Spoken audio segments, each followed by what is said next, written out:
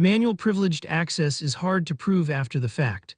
SmartPT JIT keeps temporary access visible, time-bound, and auditable from the product workflow.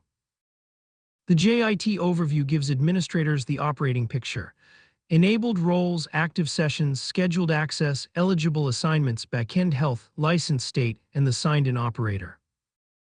Assignments show who can receive a role, which activation mode is used, and the current status. This is the context behind every JIT activity record.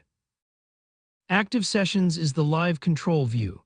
Administrators use it to verify current privileged access, monitor remaining time, and revoke access when risk changes.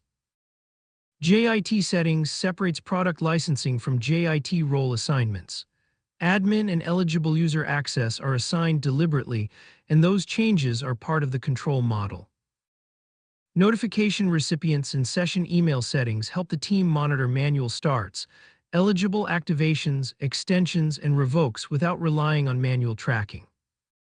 Shared SMTP settings support JIT notifications, OTP delivery fallback, and diagnostics while keeping delivery configuration controlled from the SmartPT platform. After a JIT action, the SmartPT Core Console shows product activity in recent activity. Refresh confirms the JIT event is visible from the root operating console. Each activity row identifies the product, actor, result, target when available, time, and correlation ID. That gives administrators evidence for review and troubleshooting.